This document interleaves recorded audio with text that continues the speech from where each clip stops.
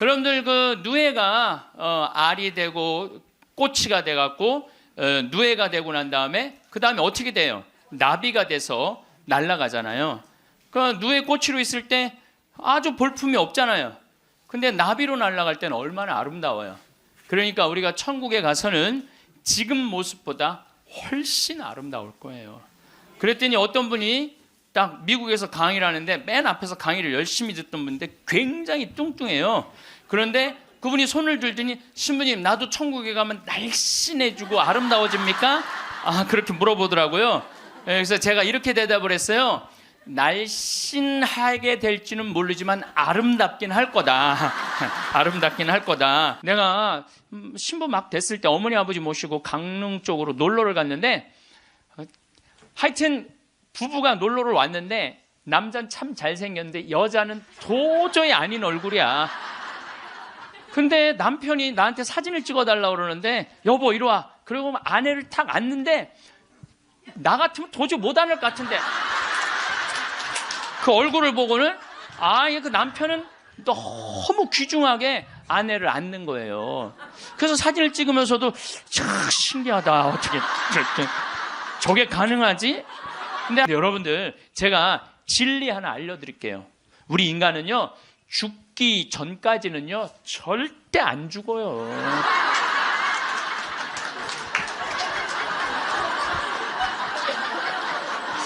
아직 죽지도 않았는데 청승 떨지 말라 이거예요. 죽지도 않았는데 청승 떨지 말라는 거예요. 여러분들 웃는 게 얼마나 좋으냐면요 이 웃는 여자들을 보면은요 이뻐요. 웃는 여자들을 보면 예뻐. 왜 이쁜 줄 아세요? 막 웃으면 장운동이 막 돼. 장운동이 되면 막 소화도 잘 되고 피부가 예뻐. 그럼 피부가 예쁘면 사람들이 예쁘다 그러면 또 웃어 막 웃어. 그럼 또 장운동이 또 돼. 장운동이 되면 또 40이 되는데 얼굴이 예쁘다 그러면 또 막 웃어. 그럼 또 장운동이 돼. 계속 그 사람이 이쁜 거예요. 계속. 그러니까 이쁜 여자는 이쁠 수밖에 없어요. 왜? 웃어서. 그런데 안 웃는 여자는요 딱 안 웃어. 그럼 사람들이 말도 안 걸어. 맨날 인상 써. 그러니까 장운동이 안 돼. 소화가 안 되는 거야. 소화가 안 되니까 또 인상을 써. 그러니까 주위에서 인상 쓰니까 피해. 그러니까 피하니까 저거 왜 날 또 피해야지. 그리고 또 인상을 써. 근데 장운동이 또 안 돼. 장운동이 안 되니까 또 인상을 쓰고. 그러니까 계속 인상을 쓰는 거야. 그럼 50살쯤 되면 안 웃은 사람은요 얼굴에 굵은 주름만 있는 거야. 굵은 주름만. 그래갖고 그냥 얼굴이 보면은요 이마에 막 칼자국 쫙 나 있고 막 이런데 칼자국 나 있는 거야 그냥. 그러니까 안 웃는 사람은요 결국은 웃는 사람이 나타나면 주위에 1m 사람들이 확 모여요. 근데 안 웃는 사람이 딱 나타나면 갑자기 5m 뒤로 사람이 다 물러나요. 그 사람 주위로. 그러니까 나는 매력적인 사람이 되고 싶다. 그럼 웃으면 돼요. 여러분들 사람은 520개의 근육이 있는데 마라톤을 할 땐 15개가 움직이는데 웃을 땐 230개가 움직인대요. 그러니까 그렇게 좋은 거예요. 여러분들 웃을 때요 웃는 여자들 웃는 남자들은 목 디스크도 안 걸려요. 왜 안 걸리는 줄 아세요? 웃으면서 계속 이러는데 목 디스크가 걸리겠어요? 어떤 사람들이 목 디스크 그냥 이러고 인상 쓰고 있는 사람 이런 사람이 목 디스크 걸리는 거예요. 60에 딱 만나갖고 젊었을 때는 그렇게 맛있는 거 차려놓고 여보 일찍 들어와 그래도 안 들어오더니 이제 60 넘어서 굳이 집에 안 들어와도 되는데 때 따라 철 따라 찾아 들어오면 신경질이 나요 안 나요? 혹시 내가 궁금해서 물어보는 거예요. 혹시 여기 계신 분들 중에 결혼할 때 정말로 남편 정말로 사랑해서 결혼하신 분들 혹시 계세요? 정말 궁금해서 물어보는 거예요. 궁금해서. 여자 23, 25 예쁠 때예요. 피부 기가 막힐 때예요. 그 다음에 허리 잘록해요. 허리 잘록해갖고 치마 입혀놓으면요 너무 예뻐. 맵시도 나고요. 피부도 좀 전에 30살 먹은 반장님 내가 봤는데 정말 예술이야. 30살만 해도 젊은 남녀가 만나면은요 끌리게 돼 있어요. 그거는 사랑하는 감정 때문에 끌리는 게 아니라 그 나이 때는 도파민이라는 호르몬이 나와서 끌리는 거예요. 도파민이라는 호르몬. 그래갖고 끌려갖고 이제 데이트라는 걸 해요. 데이트를 했는데 이 남자 여자가 같이 데이트를 하면은 손도 잡고 막 그러잖아요. 손도 잡고 팔짱도 끼면은요 너무 행복하고 황홀해요. 그럼 이 남자를 사랑해서 황홀한 게 아니에요. 요 단계, 다음 단계에 들어서면은 페닐에틸아민이라는 호르몬이 나와서 황홀한 거예요. 예. 근데 막 안고 뽀뽀를 했는데 막 구름 위를 둥둥 떠다니는 것 같아. 이건 사랑해서 둥둥 떠다니는 게 아니에요. 이거는 옥시토신이라는 호르몬이 나와서 둥둥 떠다니는 거, 옥시토신이라는. 그럼 호르몬이 멈췄는지 어떻게 알 수 있느냐? 어떻게 알 수 있느냐? 젊었을 때는 치마만 입고 그냥 브라우스만 입어도 그냥 남자가 그냥 가슴이 나 터질 것 같다고 너 보면 너무 행복해서. 그런데 결혼해갖고 애가 하나 나와갖고 옷을 벗고 왔다 갔다 하는데 남편이 이러는 거예요. 야, 춥고 안 보이잖아. 왜 왔다 갔다 해? 테레비 앞에서 빨리 비켜.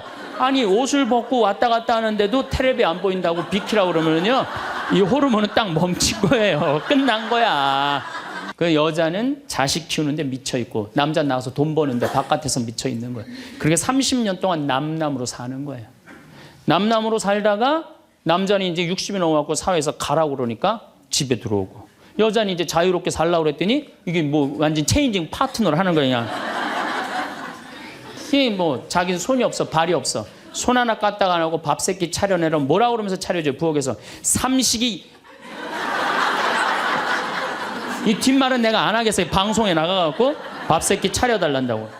두 끼 차려달라면 뭐라 그래? 두 식이 그냥, 두 식이 그냥 밥 세끼 차려달라고. 옥시토신이 나오는 부부들은요, 여보, 남편이 그런데요. 여보, 나 내일 산에 갈 거거든. 아침 점심은 내가 알아서 먹을 테니까 당신 애들도 없는데 걱정하지 말고 당신 푹 쉬었다가 나 저녁만 해줘. 이러면요, 이때부터는 남편을 부르는 용어가 달라져요. 님자를 붙여줘요. 우리 집 일식님은 한 끼밖에 안 드신다고. 얼마나 고마워하는지 몰라요. 집에서 한 끼도 부인한테 상 차리라고 안 하면은 이때부터는 대통령 아들 대접해 주는 거예요. 영식님을 대통령 아들이라고 부르는 거거든. 우리 집 영식님은 한 끼밖에 한 끼도 안 드신다고. 그런데 이 남편이 밥 세끼 차려달라는 것도 모자라서 간식을 내놓으라고 그러네. 그럼 뭐라 그래? 간나이. 간식 차려내란다고 그래. 그런데 간식을 종종 차려내라고 그러네. 그럼 뭐라 그래? 종간나이. 60이 넘으면 여자한테는요, 몸에 에스트로겐이 안 나와요. 몸에서 뭐가 나오냐면 테스토스테론이 나와요. 남성 호르몬이 나와. 60 넘은 할머니들 보면 여자 같은 할머니 하나도 없어요. 전부 깡패 같은 할머니밖에. 깡패 같은 할머니. 내가 얼마 전에 부산에를 갔는데 택시를 탔어요. 근데 택시 기사님이 머리가 하얗신 분이야. 머리가 하얀데 내가 택시를 딱 탔는데, 아유, 손님 장가 갔냐? 그래서 난 장가 안 갔다고 그랬더니, 아유, 장가 안 가길 잘했다는 거예요. 그래서 무슨 소리냐 그러니까 내가 이제 환갑이 넘었는데 우리 마누라가 자식들이 전부 다 뭐 서울에 뭐 연대 나오고 그래갖고 안양에 가서 산다는 거예요. 안양에 가서 사는데 마누라는 침대를 좋아하고 자기 맨바닥이 좋대요. 그래서 잘 때 부인은 같이 텔레비를 보고 잘 때는 딸 방에 가서 잔다는 거예요. 근데 이놈은 마누라가 방에 딱 텔레비 보러 이제 자기 끝나고 자기 방에 갈 때 꼭 자기를 향해서 방구를 끼고 간다는 거. 방구를 끼고. 그래서 제발 방구 좀 끼지 말라고 그래도 들은 척도 안 한대요. 꼭 방구를 끼고 간다는 거예요. 너무너무 자존심이 상하네. 너무너무. 그러니까 60이 넘은 여자들은요, 여자 같은 여자가 없다는 거예요. 몸에 막 테스토스테론이 나오는 거야. 할아버지들은 몸에서 테스토스테론이 안 나와. 에스트로겐이 나와. 조금만 말하면 막 울고, 슬픈 거 보면 막 울고 막. 할머니들은 생전 안 그러는데. 그러니까 이제 60 먹은 할머니랑 60 먹은 할아버지랑 부부싸움 하면은요, 할머니들은 안 져요. 72% 할머니들이 나는 늙은 남편 모시는 거 지겹다고 생각을 하니까 신경질이 나는 거예요. 부부싸움 하면 절대 할머니도 안 져요. 몸에 테스토스테론 흘러 넘치겠다. 애들 막 들었다 놨다 해갖고 팔뚝도 남편보다 더 굵겠다. 무서울 게 뭐 있어. 그래갖고 그냥 할아버지들하고 싸우는 거죠. 할아버지들이 할머니하고 싸워갖고 눈탱이가 밤탱이 돼갖고 이제 노인정에서 신세한탄 하는 거예요. 60 먹은 할아버지한테 물어봤어요. 형들이 60, 70, 80, 90 먹은 할아버지들이 이제 네 할아버지가 할머니한테 맞아갖고 노인정에 앉아서 신세한탄하는 거예요. 형들이 물어봤어요. 야, 너는 왜 아침부터 노인정에 이렇게 철양 맞게 이렇게 앉아있냐? 눈탱이가 밤탱이가 돼서. 그랬더니 60 먹은 할아버지 하시는 말씀이 형들 말도 많아 마누라 무서워서 도저히 한 집에서 못 살겠어. 왜? 그래서 아침에 국이 짜다고 투정을 좀 부렸더니 마누라 한다는 소리가 짜면 짠 대로 먹지 뭐 이렇게 말이 많으냐고 두들겨 패갖고 눈탱이가 밤탱이 됐다는 거예요. 아니 그러는 형은 왜 눈탱이 밤탱이 됐냐고 그러니까 이놈의 마누라가 해만 뜨면 가방을 여러분도 오늘 가방 들고 나왔죠. 해만 뜨면 가방을 들고 그냥 어딜 나가길래 나 밥 안 차려주고 어딜 그렇게 나가냐고 그러니 내가 나가 돌아다니는데 당신 보태준 게 뭐 있느냐고 두들겨 패갖고 눈탱이 밤탱이 됐다는 거예요. 아 그러는 형은 왜 눈탱이 밤탱이 됐냐고 80 먹은 형한테 물어봤어요. 그랬더니 80 먹은 형이 하시는 말씀이 난 집에 있는 게 하도 심심해서 마누라 나가는 길에 나도 따라 나가면 안 되냐 그랬더니 어딜 따라 나오냐고 그러고 두들겨 패갖고 눈탱이 밤탱이 됐다는 거예요. 90 먹은 그러는 형은 왜 눈탱이 밤탱이 됐냐고 그러니까 그래서 아침에 눈을 떴더니 마누라가 밤새 안 죽고 또 눈 떴다고. 그래갖고 요즘에 90 먹은 할아버지들이 고민이 많대요. 아침에 일어나갖고 눈을 떠야 되는 건지 말아야 되는 건지 고민이 많대. 내가 전 시간에 유머 그거 하나 했죠. 예, 재미난 거 하나 했죠. 기억 안 나세요? 지금 또 재미난 유머 하나 할게요. 2개 할게, 2개. 이 토끼의 집념이라는 유머예요. 이제까지는 강의고 지금은 유머예요. 토끼가 하루는 약국에 딱 들러갖고 아저씨 당근 있어요? 딱 그랬어요. 그랬더니 약사가 토끼가 약국에서 당근을 찾으니까 기분이 나쁘단 말이에요. 약국엔 당근 없다 딱 그랬어요. 알았어요. 그리고 갔어요. 다음날 또 토끼가 또 왔어요. 아저씨 당근 있어요? 이놈 새끼 약국이 당근 없다는데 왜 자꾸 찾아오느냐고. 알았어요. 그리고 또 갔어요. 다음날 토끼가 또 왔어요. 아저씨 당근 있어요? 너 한 번만 더 약국에 와서 당근 찾으면 가위로 잘라버린다. 네 귀 딱 그랬어요. 알았어요. 그리고 갔어요. 다음날 토끼가 또 왔어요. 아저씨 가위 있어요? 그러니까 약국에 무슨 가위가 있느냐? 그러니까 이 토끼 하는 말이 아저씨 그럼 당근 있어요? 그러더래요.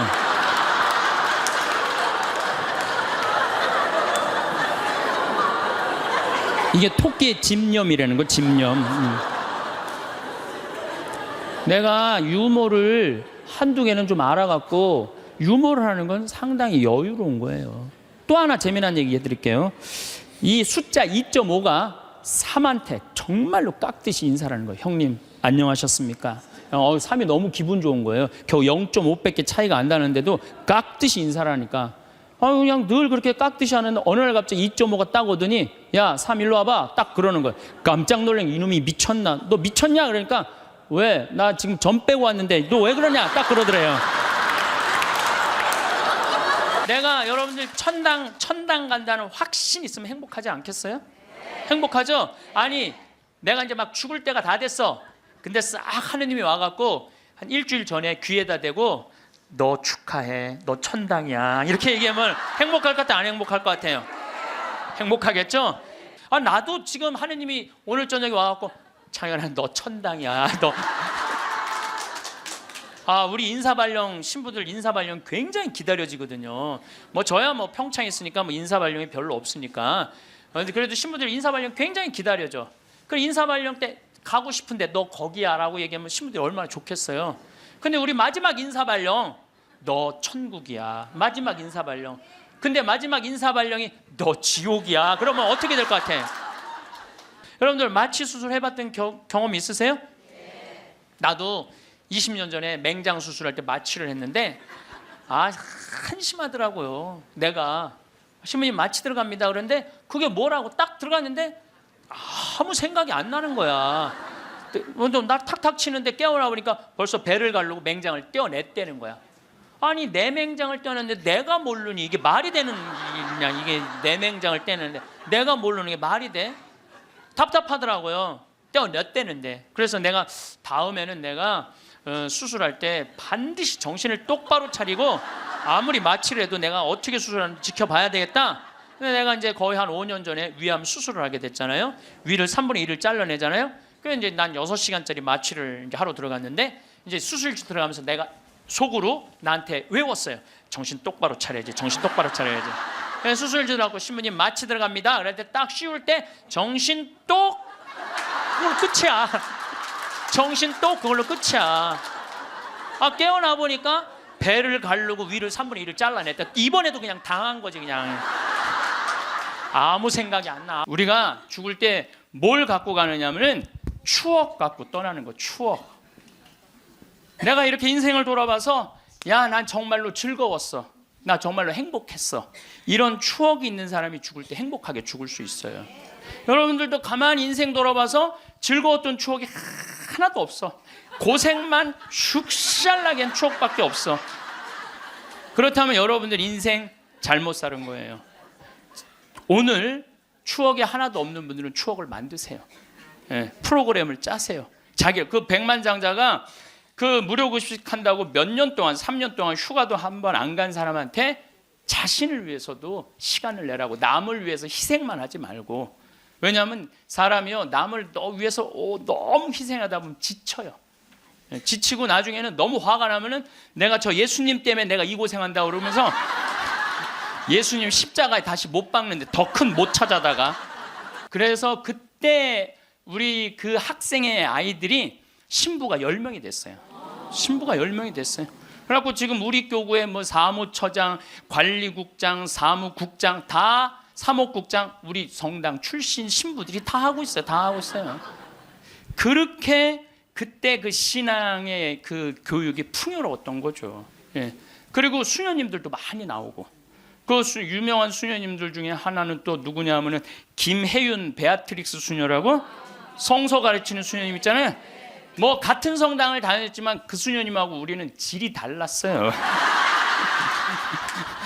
그 수녀님은 공부를 너무너무 잘해갖고 전교 1등을 놓친 적이 우리는 저 밑에서 그냥 그 수녀님 나보다 1살 어리거든요. 그땐 참 예뻤는데 로마 유학 갔다 오더니 팍 늙어갖고.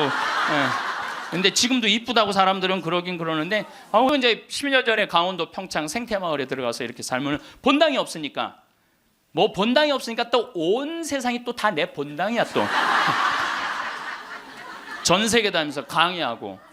지난 여름에도 브라질, 아르헨티나, 페루, 칠레, 파라과이 5개 나라 한 달 동안 순회 강연 갔다 왔거든요.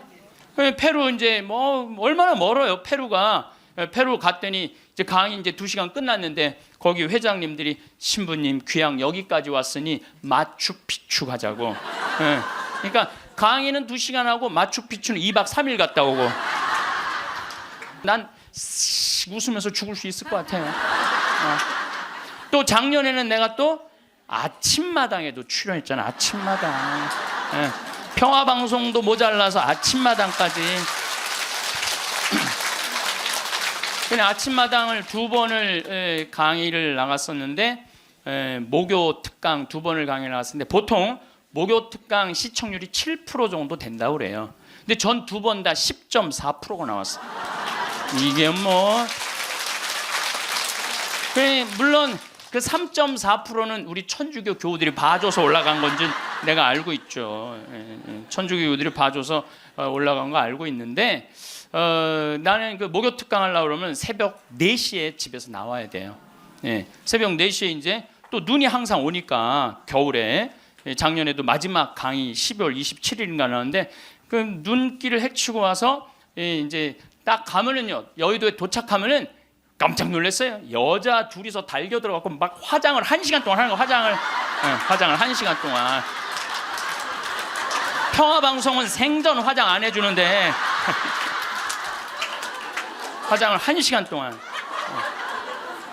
이제 그리고 이제 강의가 끝나고 이제 평창에 집에 들어갔는데 생태마을이 난리가 난 거야. 왜 그런가 했더니 그 강의를 들으면서 실시간 검색어가 1위였대요. 그리고 전국에 우리 교우들이 아니고 일반인들이 전화해갖고 거기 신부님 생태마을 자랑하는데 거기 가보고 싶다고. 근데 할머니 한 분이, 성당도 안 다니는 할머니가 전화해갖고 오늘 그 강의한 신부님 어쩜 그렇게 유쾌하고 우리 마음을 잘 아느냐고. 근데 그렇게 유쾌한 신부님이 아직도 전화해 되도록 왜 혼자 사느냐고. 그거 좀 장가 좀 보내라고 그 직원들이. 아니 저를 염려해 주는 게 우리 천주교 교우들만 염려해 주는 게 아니라 성당 안 다니는 할머니도 염려해 주니 이게 얼마나 행복한 신부예요. 웃으면서 죽을 수 있을 것 같아. 난 정말 행복했다.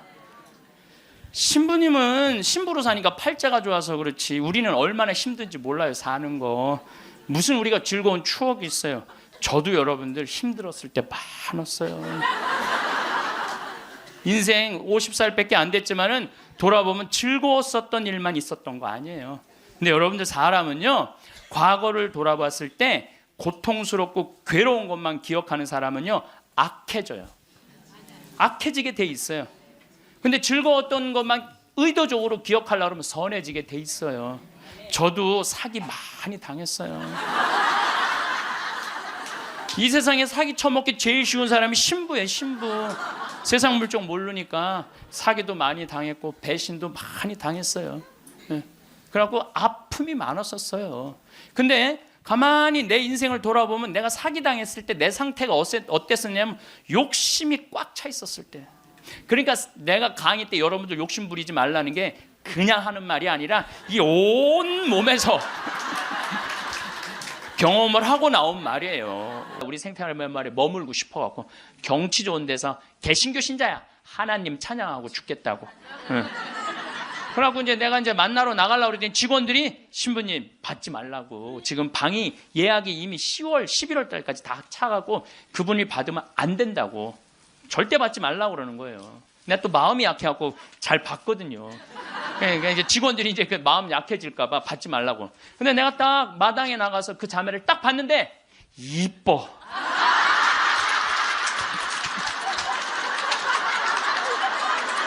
두 달 동안 밥도 못 먹었다는 자매가 병원에서 우리 집에서는 밥을 나보다 더 먹는 거야. 밥이 너무 맛있다는 거야. 밥이 너무너무 맛있다는 거야. 밥이 너무 맛있다는 거예요. 그리고 이제 뒤에 이제 산책 둘레길이 1시간짜리가 있는데 그 둘레길을 돌면서 너무너무 행복하다는 거야. 너무너무 행복하다고. 이제 그래갖고 뭐 그런가 보다 해갖고 이제 10월 달이 됐는데 이제 2달 후에 아니 방 빼줄 생각을 안 하는 거야. 2달 있다가 죽는다고 그래서 받아줬더니 살이 더 통통 찌는 거예요. 살이 더 통통. 나한테 와서 강의 듣잖아. 앉아갖고. 근데 똑같은 걸 듣는데도 똑같이 웃기대. 그 자매가. 웃지. 밥 먹지. 공기 마시지. 예수님 먹지. 좋다는 건 다 하는 거. 좋다는 건 다 하는 거예요.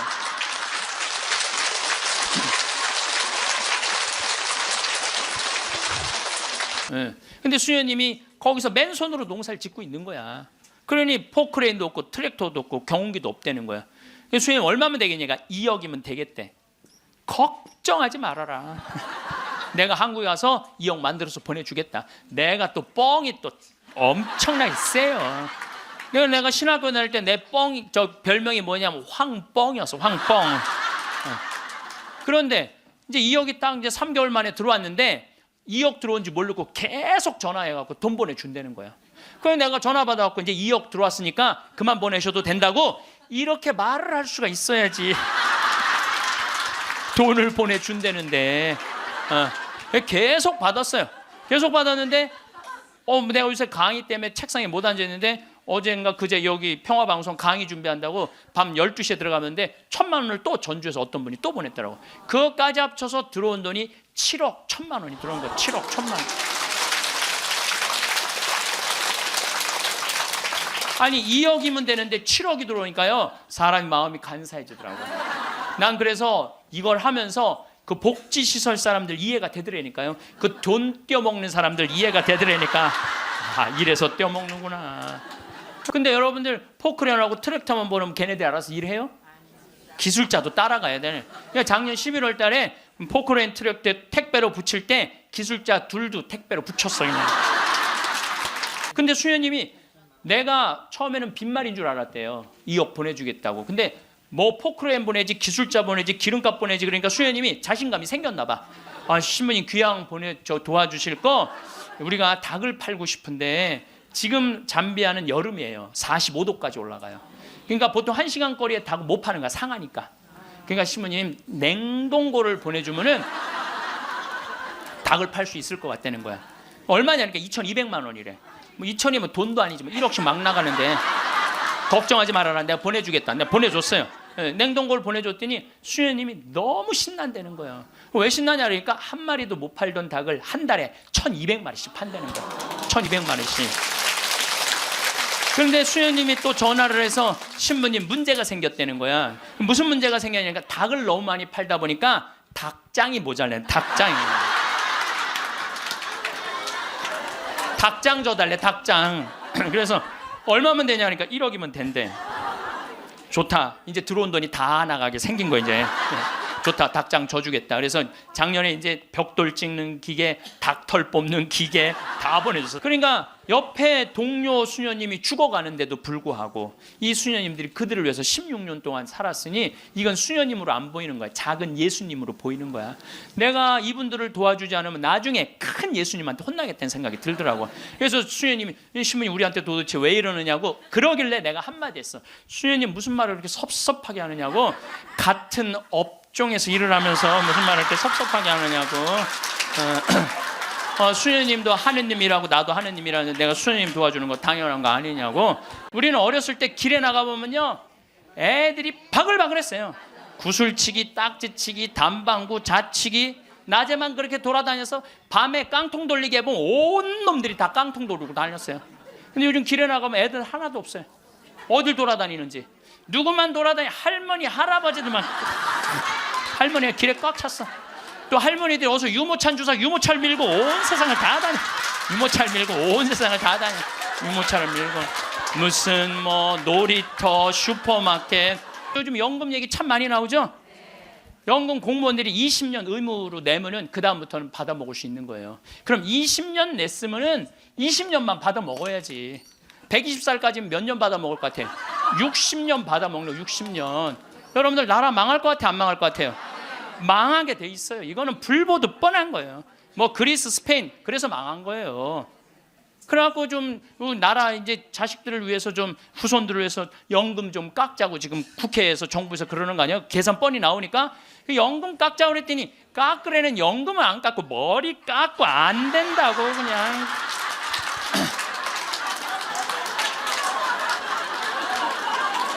아니 누가 연금 깎자고 그랬지 머리 깎자고 그랬어? 치매가 우리나라가 지금 58만 명이에요. 여러분들 35살 때 죽을 때 치매 걸려요? 이땐 치매 걸릴 시간도 없어요. 근데 지금 80, 90 방에 가만히 앉아 있으면요 네가 누군지 내가 누군지도 모르고 그냥 이러고 있는 거예요. 네가 누군지 내가 누군지도 모르고.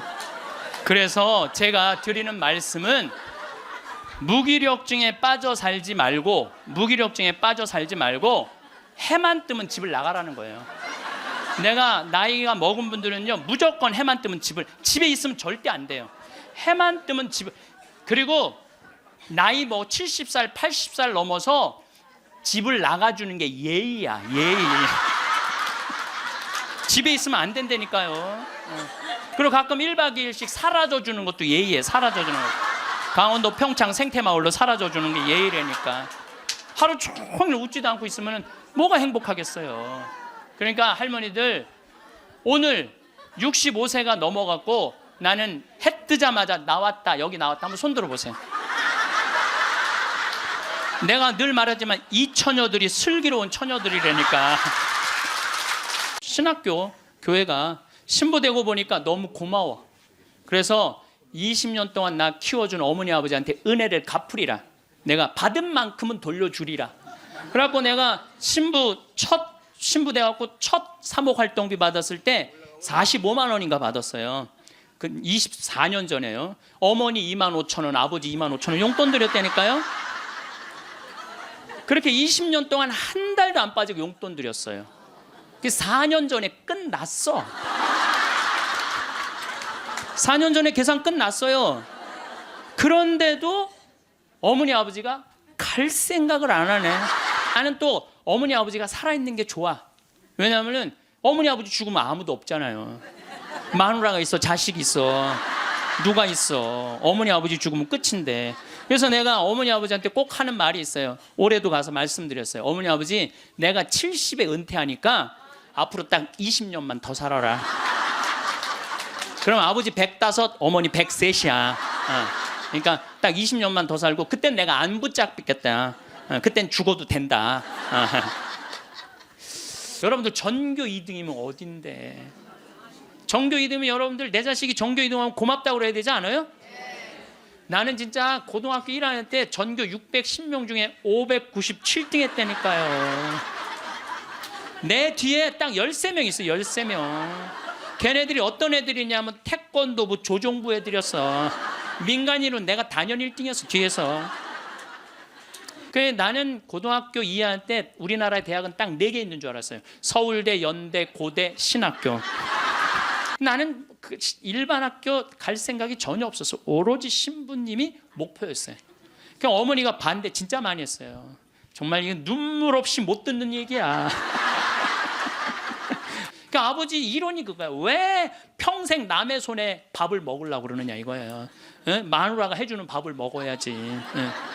그리고 대를 이어야지. 그게 조상님 얼굴을 보는 거지. 대가 끊어지면 어떻게. 나는 막내인데 무슨 대를 이어. 장남만 이으면 되지. 어쨌든 나는 신학교 원서를 넣어서 신학교 합격을 했어요. 너무 행복했어요. 온 세상을 다 얻은 것 같았어요. 그래갖고 집에 갔는데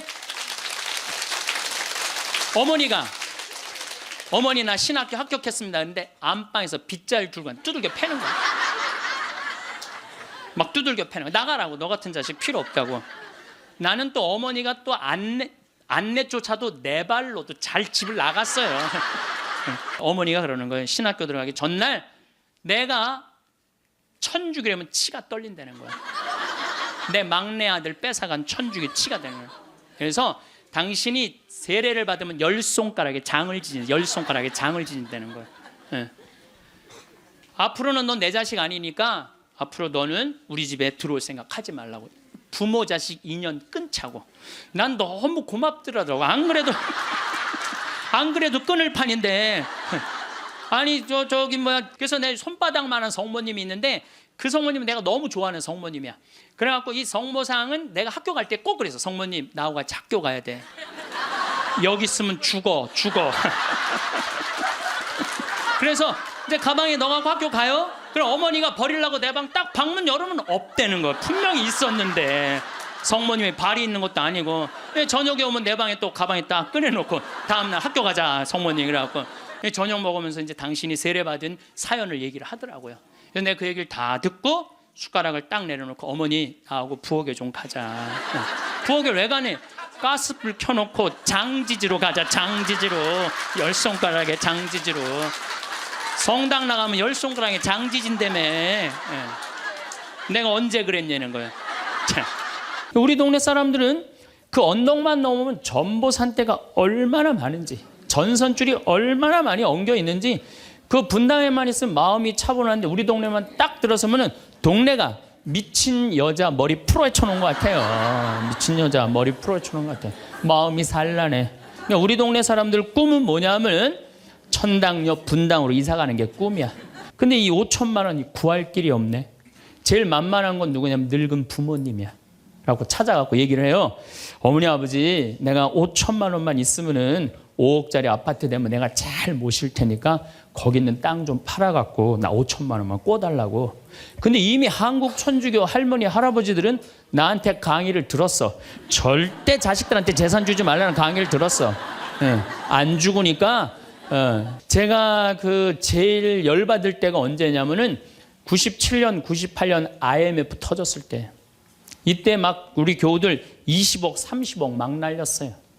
그래서 술이 그냥 떡이 돼갖고 와서 나한테 뭐라 그러냐면 신부님 이렇게 허무하게 날아갈 줄 알았으면 신축금이라도 많이 낼 걸 그랬다. 제일 열받을 때. 그럴 줄 알았으면 미리 해지. 왜 날리고 와서 나한테 그래. 근데 대한민국 엄마들은 애가 태어나면 어디다 봉헌하냐면 학원에 봉헌해. 학원에. 임신을 딱 하는 순간 무슨 생각을 하냐면 내 뱃속에 서울대학 C가 들어왔다고 생각을 하는. C가.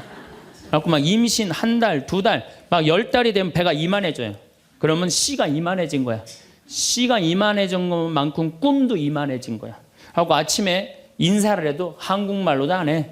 영어로 하는 거야. How are you today, my baby? Good morning. 막 영어로 하는 거야. 마음 급한 엄마들이. 마음 급한 엄마는 너 그거 볼 시간이 어디 있어. 온 집안을 도배를 다 해놔요. 아니 집안만 도배해 놓으면 되지 창문에다가도 도배를 해놔요. 한쪽에는 그냥 가나다라 마바 차타 갖다 붙여놓고 반대쪽에는 ABCD. 누워서 모빌이 돌아가는데 막 기억 니은 디귿 리을이 막 돌아가는 거예요. 태어났는데. 그래갖고 애가 1살 2살쯤 돼갖고 엄마 아빠 이렇게 말을 하기 시작해요. 그러면은요 엄마들은 흥분하는 거예요. 드디어 우리 집에 천재 태어났다. 그래갖고 온 동네 다니면서 우리 애가 천재라고 막 자랑을 해요. 그 우유를 먹여도 무슨 우유만 먹이냐면 아인슈타인 우유만 먹이는 거. 아인슈타인 우유만. 예, 예. 천재니까 아인슈타인 우유만 먹어. 엄마 아빠 그러면은 드디어 됐어. 너 다음 단계로 넘어가자. 5년 동안 공부했으니 애가 모를 리가 있어요. 모르는 글자가 없어. 그냥 쫙쫙 읽어대. 그러면 나한테 데리고 와요. 신부님 우리 애가 천재인가 보라고. 왜요? 텔레비에 나오는 글자 모르는 글자가 없어요. 안수기도 해달라는 거. 그럼 내 개 머리에 손 얹고 뭐라고 기도하느냐면 이제 네 인생은 쫑났다. 내가 이렇게 기도한다니까. 되게 공부 못하는 애들이요. 성격이 느긋한 애들이 공부를 못해요. 내일 시험인데도 아무 근심 걱정 없이 막 놀이터에서 막 노는 애들, 걔네들이 공부 못하는 거거든요. 그냥 자기는 괴롭지도 않고 놀이터에서 놀면은 엄마는 그런 애를 보면 눈에서 광선이 나가는 거. 광선이. 아무리 때려도 말을 안 들어.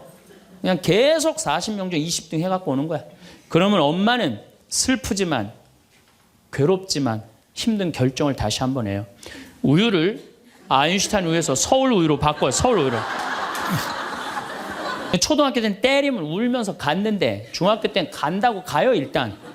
그러고 난 다음에 지가 알아서 컴퓨터 게임방에서 게임하고 놀고 밤 10시에 학원 다녀왔다고 거짓말 하는 거야. 그러니 안 그래도 꼴배기 싫은데 그냥 불이 나는 거야. 그냥. 이미 학원에서 전화 받은 내가 안 왔다고. 그럼 이놈의 새끼 어디서 거짓말 하느냐고 때리려고 그러는데 이게 너무 커갖고 손이 닿아요 안 닿아요? 안 닿아요. 이놈의 새끼 애는요 엄마가 때리려고 하면 힘도 안 들여. 왜 이러냐고 고개만 젖히면 그냥 막 날아가는 거야. 고개만 젖히면 손이 닿지도 않아. 그러면 또 멱살을 끌어내려갖고 그냥 이놈의 새끼 어제 엄마 때리는데 피하느냐고 그러면은 그때서 아이가 엄마 손을 딱 잡고 흰 눈동자 95% 까만 눈동자 5% 엄마보다 눈을 더 뒤집어 확 뒤질 거야. 왜 이러냐고 나 좀 제발 놔두라 나 공부하는 거 지겹다고 엄마를 확 밀쳐내요. 그럼 엄마는 그냥 마룻바닥에 확 널브러지면서 마룻바닥을 움켜쥐고 너무 슬프지만은 힘든 결정을 다시 한번 해요. 우유를 서울 우유에서 연세 우유로 바꿔요. 연세 우유로. 고등학교 땐 완전히 소가리를 하는 거예요. 완전히 소가리를 하는 거예요. 그리고 말도 못하는 게 한마디 하면 아들이 그냥 주먹으로 그냥 문치면 문이 뻥뻥 뚫리니까 무서워서 말도 못하는 거예요. 그러면 그냥 동네에도 말 못하고 그냥 집에서도 말 못하고 엄마만 속병이 드는 거예요. 너무 슬프지만은 아무도 모르게 힘든 결정을 다시 한번 해요. 우유를 연세우유에서 건국우유로 바꿔요.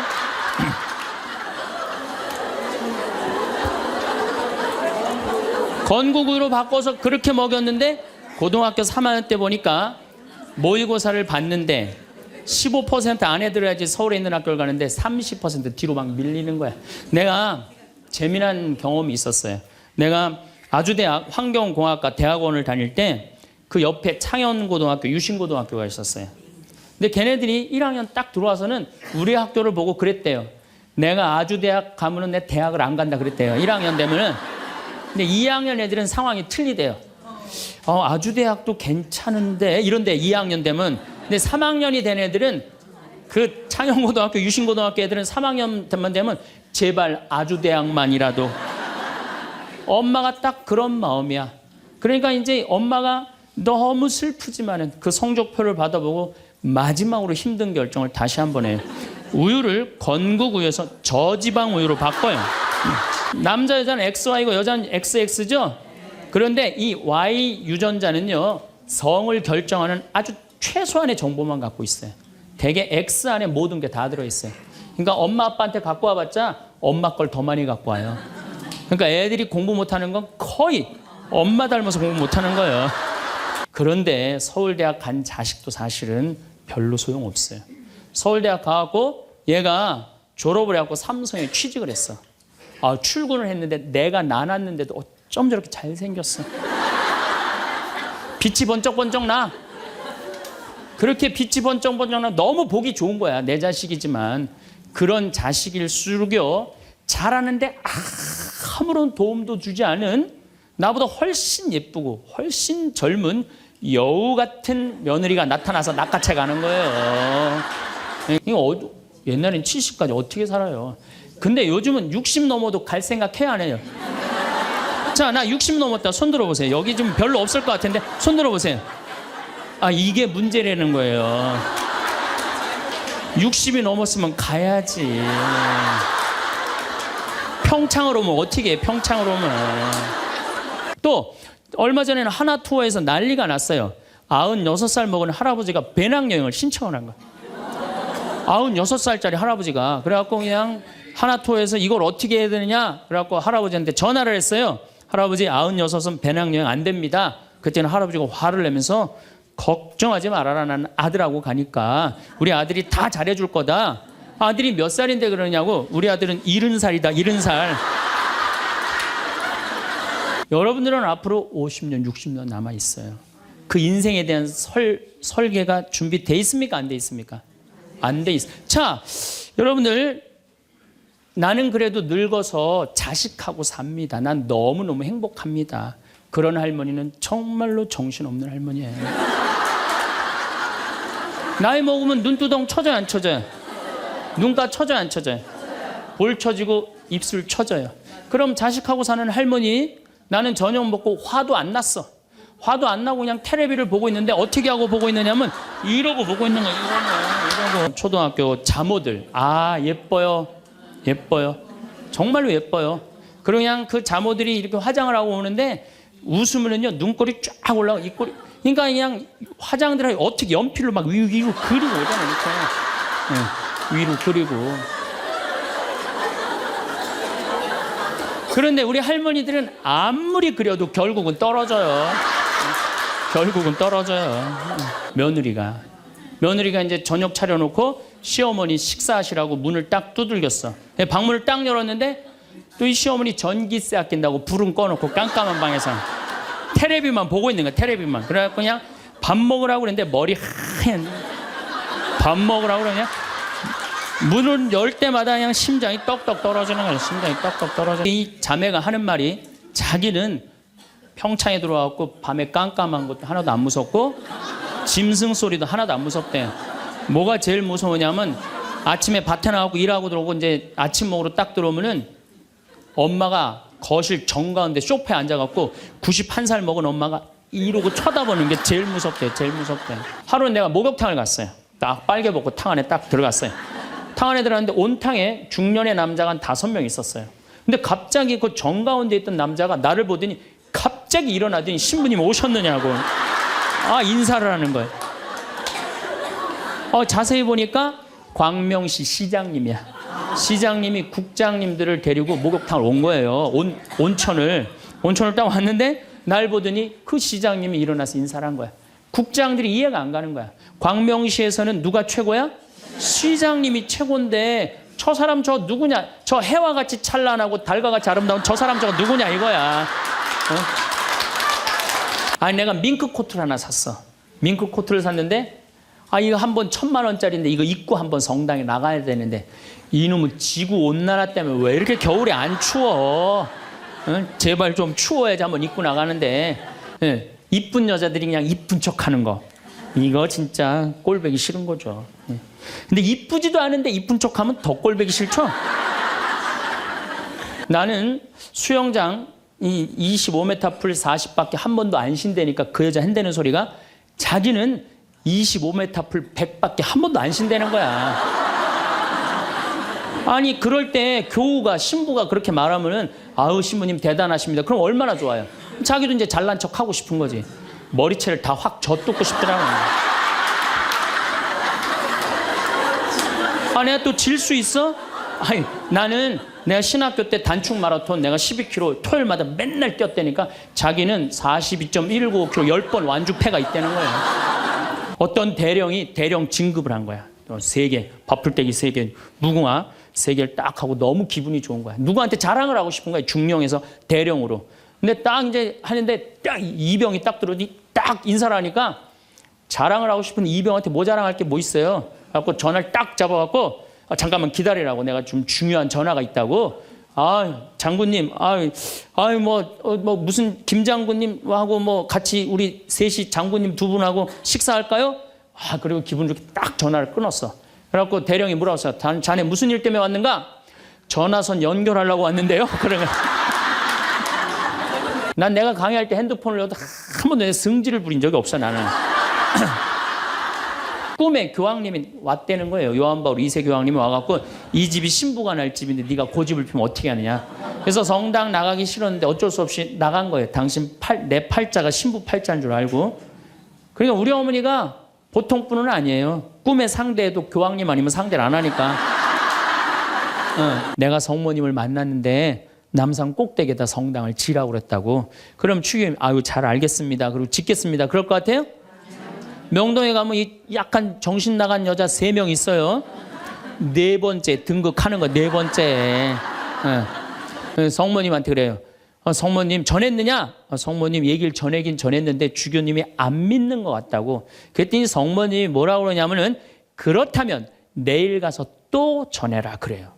난 참 성모님도 답답해요. 아니 그게 그렇게 중요하면 당신이 가서 얘기하면 될 거 아니야. 우리 생태마을에 한 100명 정도 시각장애자들이 와서 강의를 들었어요. 근데 그냥 강의를 너무 재밌게 듣는 거예요. 그래서 당신들 뭐가 그렇게 재밌느냐 그러니까 신부님 우리는 눈에 뵈는 게 없어서 행복해야 되는 거예요. 눈에 뵈는 게 없어서. 또 여자 얼굴 이쁘면은 그거 피곤해요. 이 남자 저 남자 찝쩍찝쩍 거려서. 얼굴은 그저 나같이 씹다 뱉은 수제비 같이 생긴 게 제일 좋은 거야. 혹시 여러분들 지금 난 안 기쁘다, 이분들 영적으로 병든 분들이에요. 이거 눈 지금 뜨고 있는 것만 해도 얼마나 은혜 놓은 거예요. 눈 하나 갈아 끼는데 1억이야 1억.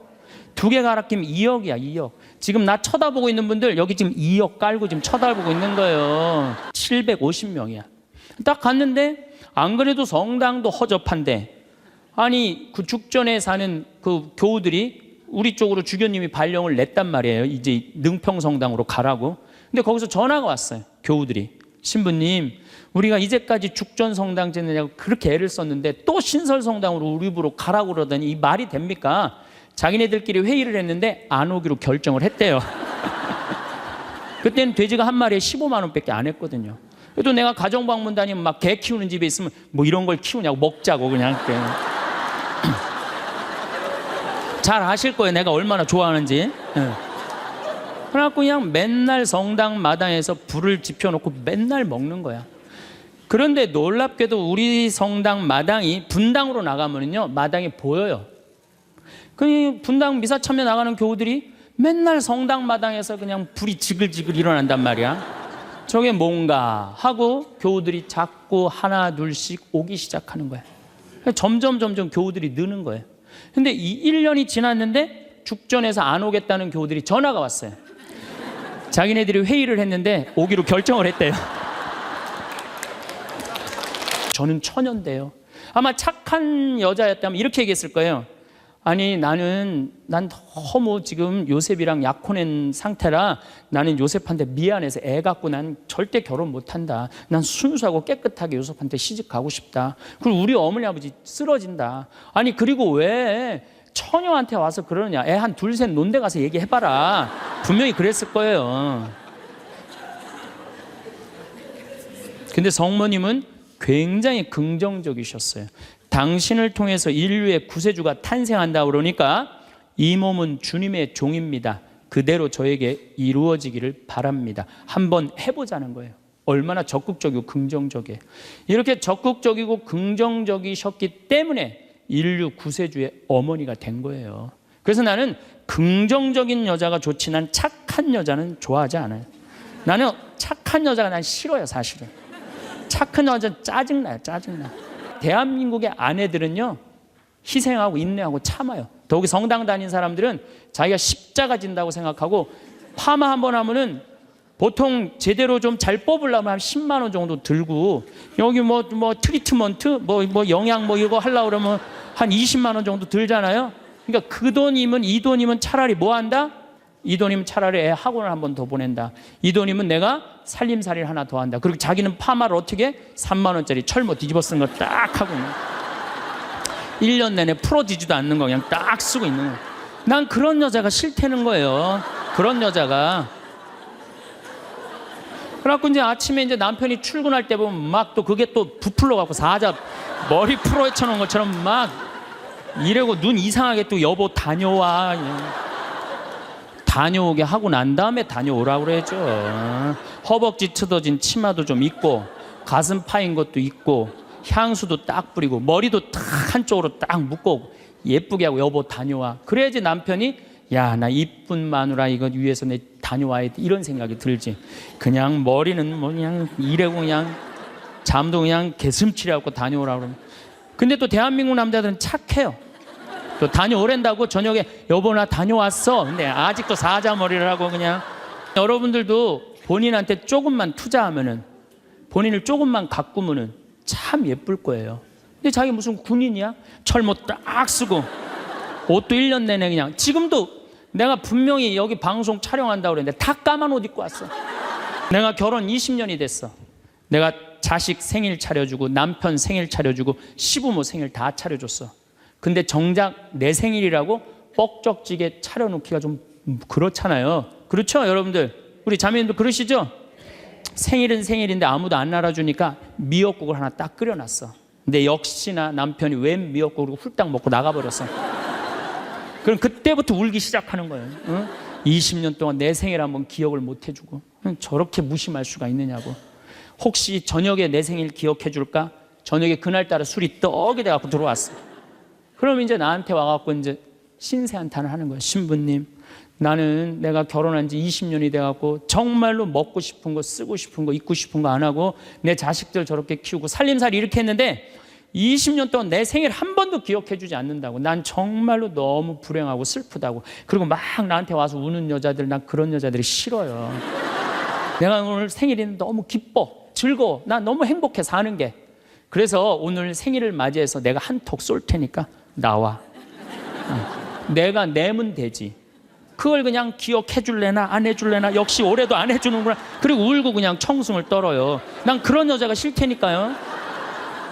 내가 내면 될 거 아니에요. 그렇죠? 내가 멋있게 내면 될 거 아니에요. 무슨 돈으로 애 휴학시키고 학교 무슨 학교야. 엄마 생일도 모르는 놈 대학 보내서 뭐해요. 그렇지 않겠어요? 내가 남은 인생 이게 참 안 죽는 게 문제예요. 옛날에는요 평균 연령 46세 때는요 조금 못 살아도 남편이 속색여도 시부모가 힘들게 해도 다 참고 살았어요. 왜 참고 살았는지 아세요? 몇 년만 참으면 죽을 거니까. 나 이번에 우리 애가 대학 들어가는데 엄마 학비 좀 대줘. 거기 땅 있잖아. 그거 팔아갖고 학비 좀 손자 학비 좀 대줘. 엄마 나 차 좀 바꿔줘. 엄마 나 집 좀 강남으로 가게 좀 돈 좀 줘. 맨날 올 때마다 징징거리면서 달라고 그러는 자식. 엄마 나 토요일 날 집에 갈게. 그러면 무서워요 안 무서워요? 무섭죠? 하느님도 똑같아요. 이렇게 하면 눈 두 개 콧구멍 두 개 그냥 다 주셨는데 여러분들이 묵주기도 9일기도 책 딱 펼치고 묵주 딱 붙잡으면요 하느님이 깜짝 놀라는 거야. 이번 때 뭘 달라고 저게 또 9일기도 시작하나. 그렇게 많이 줬는데 헌금이나 많이 하면서 달라면 내가 이해를 해. 여러분들 1,000원짜리하고 10,000원짜리가 길 가다가 만났대요. 1,000원짜리가 10,000원짜리한테 물어봤대요. 너 요즘 어떻게 지내느냐? 그랬더니 10,000원짜리가 나 요즘 너무 바쁘다고. 한국 시리즈 야구 구경도 가야 되고 연극도 보러 가야 되고 갈비도 먹으러 다녀야 되고 여행도 다녀야 되고 교회도 다녀야 되고 너무 바쁘다고. 이 파리 나무 십자가 공연도 보러 가야 되고 너무 바쁘다고. 그러니까 10,000원짜리가 또 예의상 1,000원짜리한테 물어봤어요. 그러는 너는 어떻게 지내느냐? 그랬더니 1,000원짜리 하는 말이 나는 사는 게 하나도 재미가 없어. 그날이 그날 같고 매일 똑같아.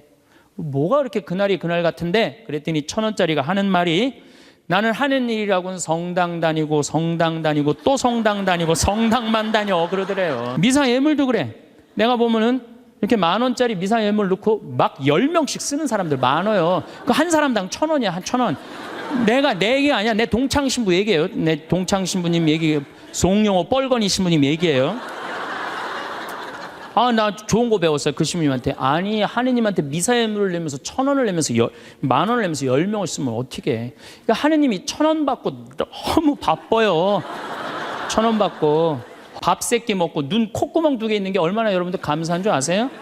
콧구멍이 얼마나 2개 있는 게 감사하냐면은, 눈 2개 있는 것도 감사하지만 콧구멍 2개 있는 게 얼마나 감사하냐면은, 이 콧구멍이요, 숨을요, 이 냄새를 맡는데요, 한쪽만 4시간을 맡는 거예요. 그리고 4시간이 딱 지나고 나면 한쪽이 교대를 해요. 반대쪽이 냄새를 맡는 거예요. 만약에 김치찌개 동시에 2 콧구멍으로 다 맡으면 기절해. 저는 초등학교 때부터 발표 때마다 선생님이 제일 먼저 너 일어나서 발표하라고 그랬어요. 그리고 책 읽을 때도 항상 나보고 읽으라고 그랬어. 목소리가 좋으니까. 그러니까 내가 받은 달란트는 뭐야? 말하는 거. 그때 둘째 날에는 막 사람들이 전화를 막 한 거야. 야, 한국에서 조그만 신부가 왔는데 너무 재밌다. 그래갖고 둘째 날은 1,200명이 늘은 거예요. 그런데 성령대 19년 활동한 늘어난 적이 처음이라는 거예요. 그런데 점점 나는 불안한 거예요. 점점 성령대 하이라이트를 향해서 가는 거야. 성령대 하이라이트는 뭐냐면 치유의 안수의 절이야. 점점 불안한 거야, 이거. 아니, 내 손에서는 아무것도 안 나오는데 이제 한국에 이제 돌아왔어요. 2010년이 됐는데 미국 북동부 성령대에서 또 전화가 왔어요. 올해 또 와달라는 거예요. 내가 화를 냈어요. 왜 자꾸 날 부르느냐. 그거 부담스럽거든요. 그거 굉장히 큰 대회니까. 아니, 내 손에서 아무것도 안 나온다는데 왜 자꾸 부르느냐. 좀 이 손에서 능력 나오는 신부님들 불러라. 그랬더니 그 교우들이, 위원들이 하는 말이, 신부님 걱정하지 말라고. 신부님은 손에서 안 나오는 대신 입에서 나오니까 걱정하지 말라고. 나는 아직까지 하느님 20년 30년 믿으면서 예루살렘, 베틀레헴, 나자렛 한 번도 아직 갔다 온 적이 없다. 한번 손 들어보세요. 내가 절대 욕 안 할 테니까 한번 손 들어보세요. 손 들어. 한 번도 안 갔다 왔다. 손 들어보세요. 자, 이 사람들 이거 회개해야 되는 사람들이에요. 내가 뭐 예전에 방송에도 한번 말씀드렸지만, 우리나라 갈비집에 가보면요, 진짜 잘 먹어요. 갈비 막 먹으러 가면은요, 막 이렇게 한 상 반찬 나와요. 그냥 계란찜, 그 다음에 무슨 단호박 삶은 거, 메추리알, 그 다음에 무슨 사라다, 무슨 야채 사라다, 국물 김치, 별게 다 나와요. 그 다음에 파란 국수 말아서 나와요. 그리고 4명이 가면 4인분 시켜요. 4인분 시키면 그냥 배가 빵빵해. 한국 사람들은 배 빵빵하면 안 돼. 갈비집에 가고 배 터질 때까지 먹어야 되냐. 2인분 더 시켜요. 더 시켜서 먹고 난 다음에, 그래도 우린 분이 안 풀려. 그냥 아줌마가 하나 쓱 나와서 이렇게 물어봐요. 냉면을 먹을래? 된장찌개를 먹을래? 그냥 똥구멍 찢어지는 거 얘기해 드릴게요. 9월에 추수하면 2월에 먹을 게 떨어져요. 보리는 5월에 피는데. 그러면 그냥 무슨 칡해서 먹고 쑥해서 먹고, 그것도 안 되면 4월 달에 소나무 속껍질 벗겨요. 햇빛에 말려갖고 갈아갖고, 쌀은 요만큼, 소나무 껍질은 이만큼. 그러니까 밥을 져서 먹으면 등짝에 붙었던 배가 쑥 나와요. 얼마나 좋아. 근데 문제는 이 섬유질은 소화가 안 돼요. 수분만 빠지고 다시 딱딱하게 대장에 가서 돌덩어리가 되는 거야. 똥을 넣으면 부드러운 똥이 나오는 게 아니야. 이 돌덩어리가 나오는 거야. 그러니까 이 돌덩어리를 빼내니 집집마다 뒷간에서 똥구멍 찢어지는 소리가 그냥 이 집 저 집에서 막 나는 거예요. 그게 1959년에 있었던 일이에요. 우리 이제 신부들이 이제 서품식 때 막 신부들이 한 30명 나오니까 막 서품 시간이 2시간, 3시간 막 길어지니까 신부들이 짜증을 부리니까 신부님이 이런 말씀을 하시더라고요. 나는 말이야, 이 고속도로에 차가 막혀 있으면 가슴이 막 너무 터질 듯한 기쁘대요. 터질 듯하게. 무슨 소리냐 그랬더니, 자기 어렸을 땐 차 구경하기 하루에 한 대도 구경 못했다는 거예요. 한 대도 구경 못했는데 지금은 그 차가 너무 많아갖고 이게 그냥 꽉 차 있으면요, 내 나라가 이렇게 잘 살게 됐구나, 터질 듯 하다는 거예요. 세상에는 친구가 중요해요. 친구가. 1살서부터 50살까지 살 때는 자식, 남편, 아내, 이게 전부예요. 근데 50살서부터 100살까지는요, 자식은 떠나고 누구하고만 살아? 아내하고만 살아요. 남편하고만 살아요. 그 아내, 남편 이러고 둘이서 50년 동안 쳐다보고 있으면은요,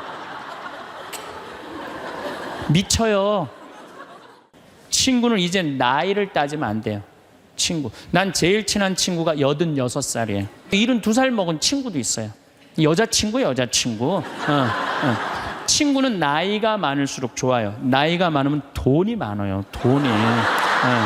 그래서 여러분들 나이 많은 친구 많이 사귀세요.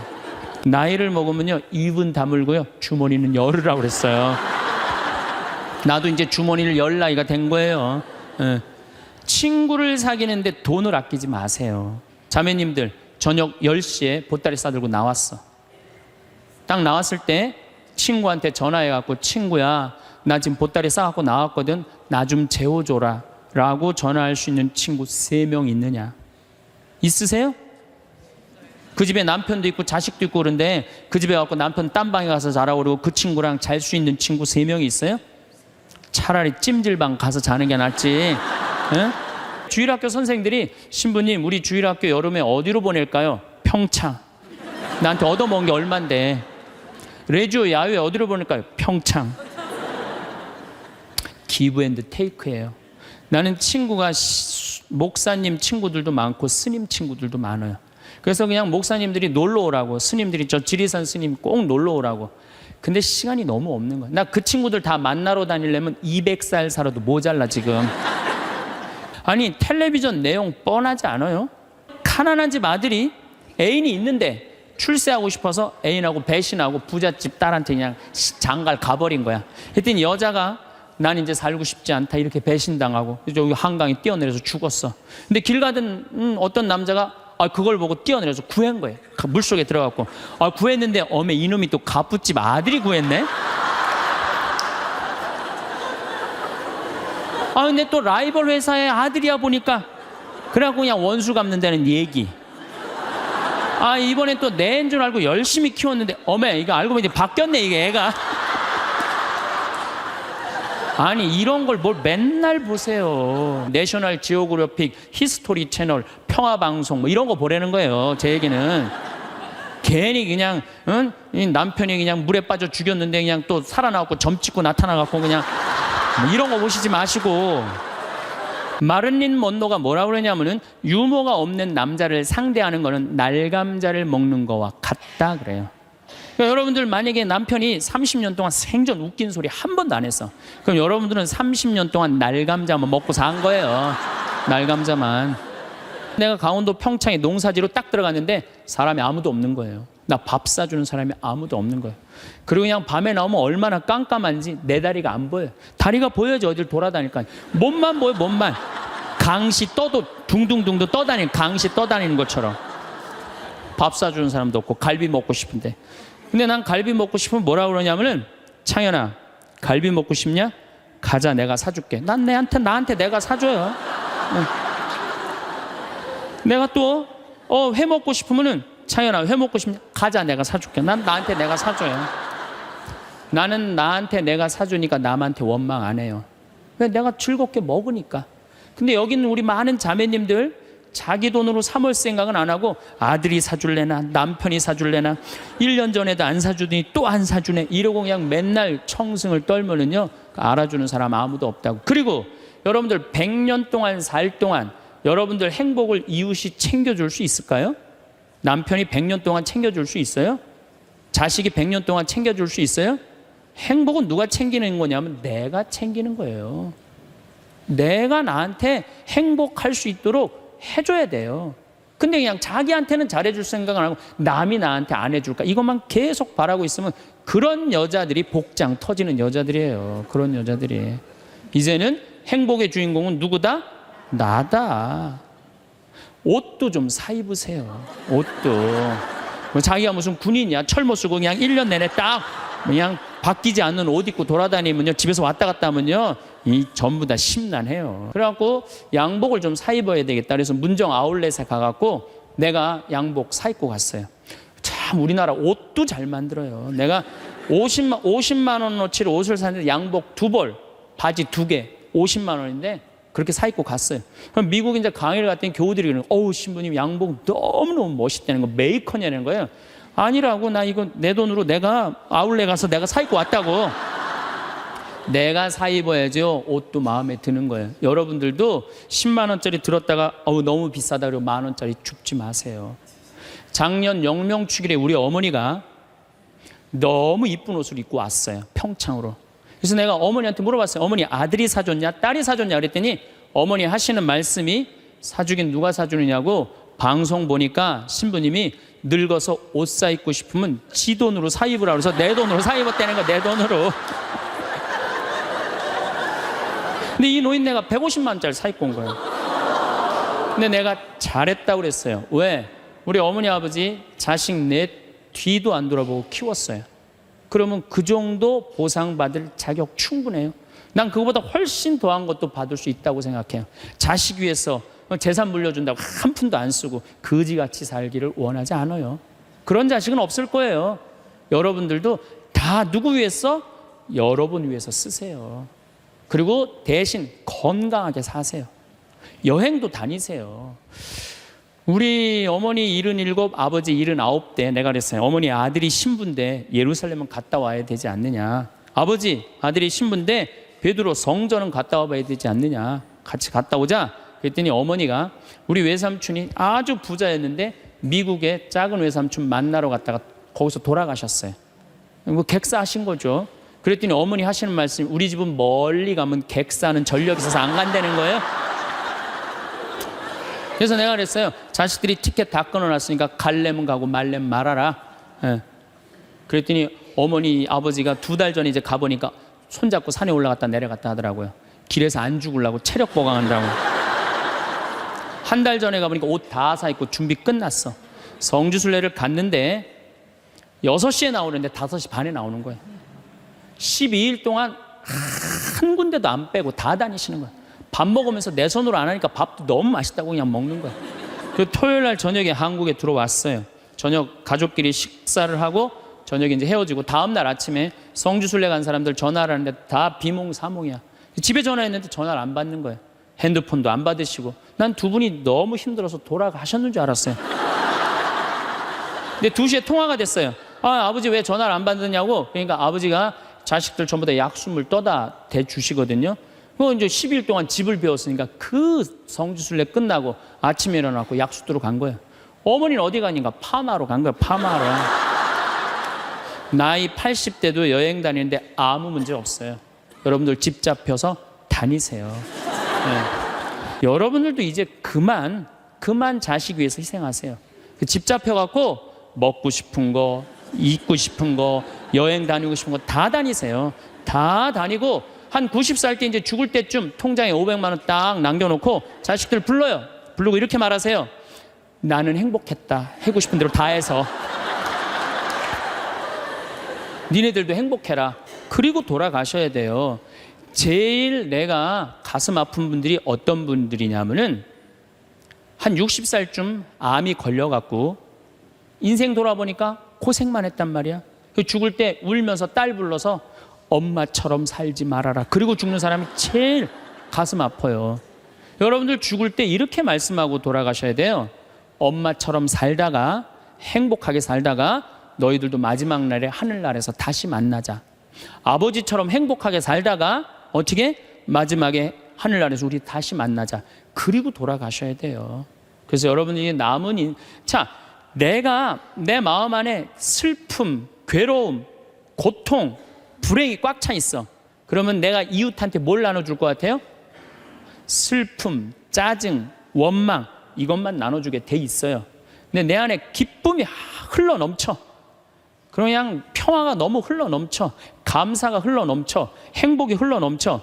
그런 분들은 이웃한테 뭘 줄 것 같아요? 기쁨, 평화, 그 다음에 구원까지 줄 수 있어요. 오늘도 황창현 신부님의 행복 특강 잘 들으셨나요? 이어서 나이 들수록 들으면 도움이 되는 지혜의 말씀을 들려드리겠습니다. 지금으로부터 몇십 년 전에는 50살만 넘어도 노인 대접을 받으며 편안한 노후를 보냈습니다.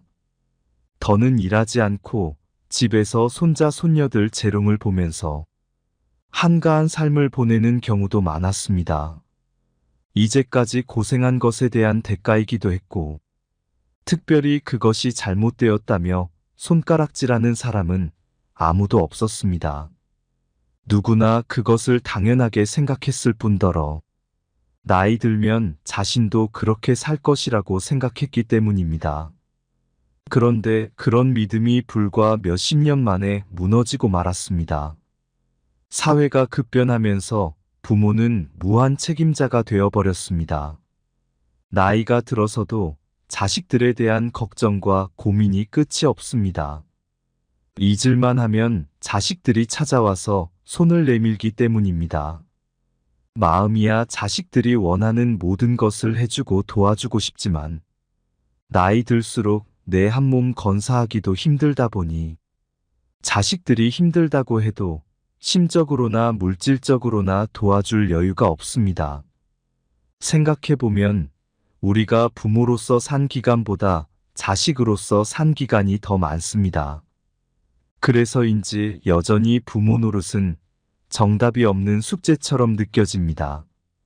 현재까지도 부모 노릇을 하는 분들도 있고, 자식을 독립시켜서 부모 노릇에서 해방됐다고 생각하시는 분들도 계실 것입니다. 오늘은 부모 노릇에 대해 말씀드려 볼까 합니다. 과거에 우리가 자식으로 살았던 시대와 지금 부모로 살고 있는 시대는 차이가 많습니다. 그렇다면 어떻게 달라졌을까요? 우리의 부모들은 60년대까지만 해도 자식을 평균 6명을 두었습니다. 반면에 현재를 살고 있는 우리들은 평균 1.2명을 낳는다고 하지요. 60년대에는 6명을 낳다가 지금은 1명밖에 안 낳는 이런 시대가 되었습니다. 옛날에는 학교에서 문제가 생겨서 선생님이 누구 모시고 오라고 하면 부모가 가는 경우도 있지만 다른 형제자매들이 가는 경우도 많았습니다. 왜냐하면 부모님은 바쁘고 형제자매의 나이 차이가 거의 학부모라고 할 만큼 차이가 났기 때문입니다. 그래서 과거 아이를 기르는 시대에는 길렀다는 표현보다는 자기들끼리 자랐다 이렇게 이야기하곤 합니다. 그런데 지금은 가정에 1명이나 많아도 2명 정도 아이를 낳다 보니 부모들이 자식 돌보는 일에 많은 시간과 애정을 쏟습니다. 아침에 학교에 데려다 주고 학교가 끝나면 다시 데려다가 학원 보내야 되고 중간중간 식사에 간식까지 챙겨줘야 되고 또 부모들끼리 3, 4, 5 모여 어느 학원이 좋은지 정보도 교환해야 되고 이렇게 할 일이 많습니다. 그리고 부모들이 자식들에게 자기가 못한 것들을 앞다투어 시키려다 보니 자식을 잘 기르려고 하는 경쟁은 점점 심해지고 있습니다. 그러다 보니 자식에 대한 보호 수위가 엄청나게 높아졌습니다. 그리고 지금은 형제 자매가 잘 없습니다. 앞으로 한 20년만 지나도 이모가 뭐지? 고모가 뭐지? 하는 이야기가 나올지도 모르지요. 지금의 자식들이 성장해서 결혼을 하면 부모와 같이 사는 인생이 아니고 독립해서 나와 배우자 두 사람의 인생이 시작됩니다. 요즘에 많은 엄마들이 마치 그 자식과 평생 같이 살 수 있는 것처럼 착각을 하는 경우가 있습니다. 하지만 그렇지 않습니다. 인생이라는 게 별게 아닙니다.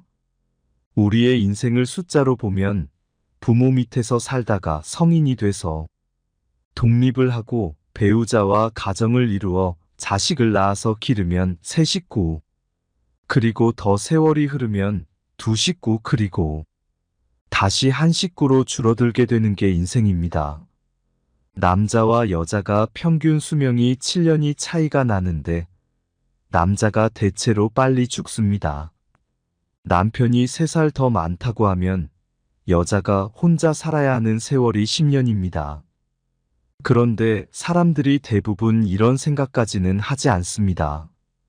노후 준비를 하라고 하면 보통 남자가 자기 죽을 때까지만 생각하며 준비를 하지요. 그런데 이런 생각을 해본 적이 있나요? 대개 환갑 정도를 맞으면 자식들이 결혼을 합니다. 그러고 나면 환갑부터 30년이 남습니다. 그 30년은 다시 부부가 사는 겁니다.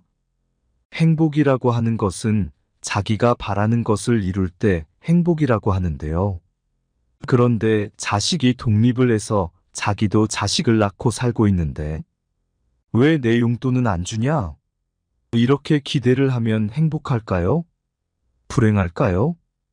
간단한 겁니다.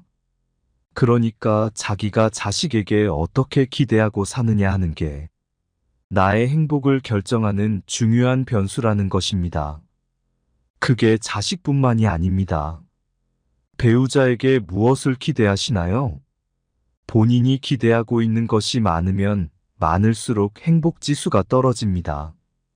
1960년에는 우리 부모들의 평균 수명이 52살이었고, 그 이후로도 70, 80세에 가셨고, 또 자식들이 6명이나 있었기 때문에 자식들이 부모를 부양하는 게 비교적 쉬웠습니다. 그런데 우리들이 어른이 돼서 자식들의 도움을 받으려고 할 때는 자식이 많아봐야 한두 명이다 보니 자식이 부모를 모시기가 쉽지 않습니다. 이렇게 생각하면 자식에게 무엇을 기대한다고 하는 것은 불행으로 가는 지름길입니다. 그러면 이제 자식을 어떻게 길러야 될까요? 사실 우리 세대는 부모님의 희생과 헌신적인 사랑으로 자란 사람이 많을 것입니다. 그러면 이 시대를 살고 있는 우리는 부모 노릇을 하면서 우리 부모 세대가 우리에게 한 것처럼 모든 것을 다 투자해서 올인을 해야 할까요? 내가 이 아이를 위해서 나의 모든 걸 바쳤을 때 어떤 결과를 위해서 나의 노후를 위해서 한다. 이런 태도는 되도록 지양하는 것이 좋습니다.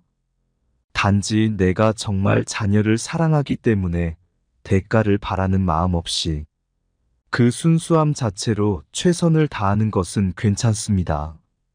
옛날에는 내가 아프면 큰아들네 집에 갔다 눈치 보이면 딸네 집에 가고 또 눈치 보이면 다른 아들네 집에 왔다 갔다 하면 됐는데 지금은 자식도 하나 둘밖에 없고 우리는 100살까지 살게 되고 그러다 보니 나이 들어 아들네 집에 갔다.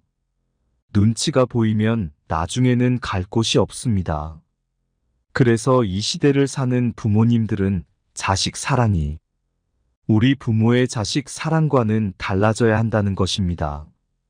만약에 우리 세대가 나의 모든 걸 바쳐서 자식 사랑을 한다면 나의 노후는 자식한테 손을 벌릴 수밖에 없습니다. 그렇기 때문에 이제는 내가 늙어서 자식에게 손 벌리지 않는 것이 진정한 자식 사랑이라는 것입니다.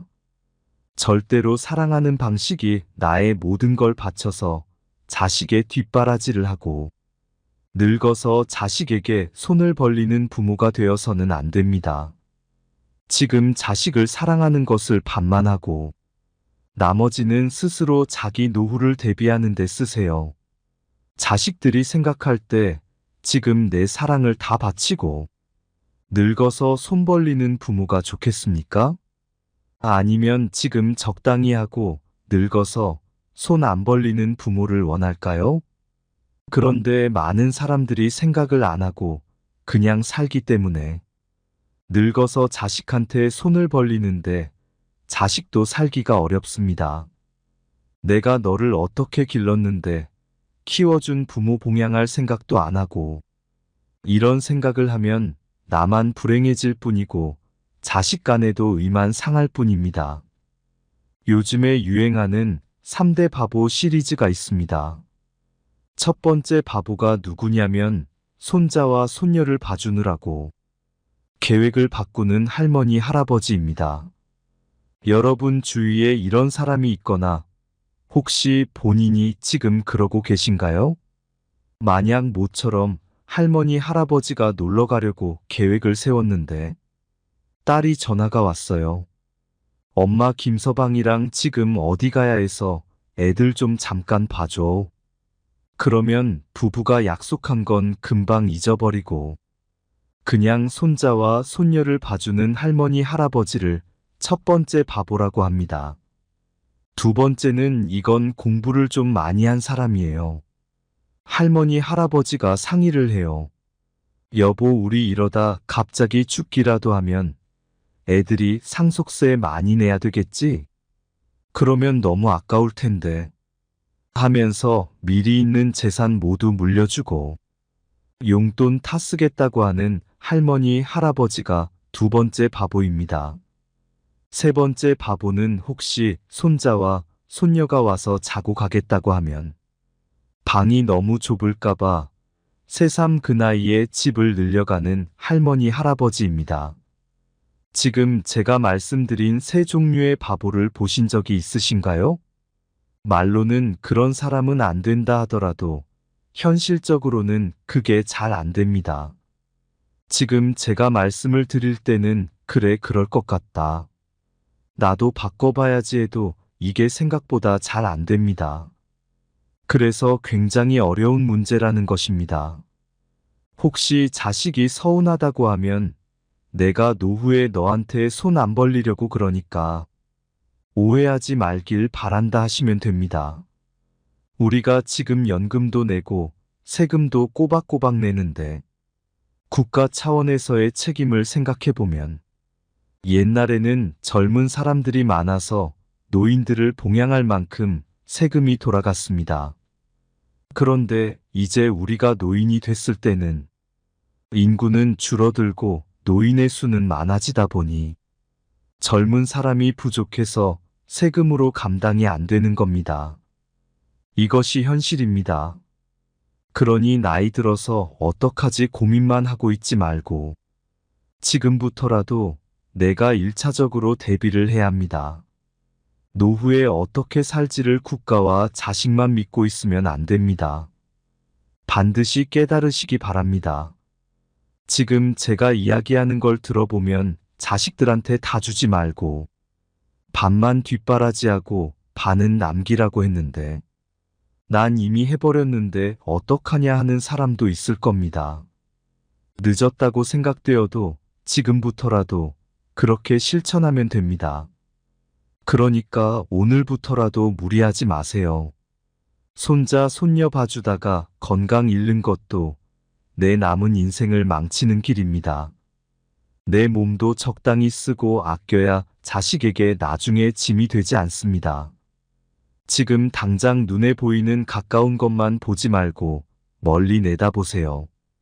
50, 60 되어서 이혼을 하면 요즘에는 재산을 똑같이 나누라고 하는 판결이 많이 나옵니다.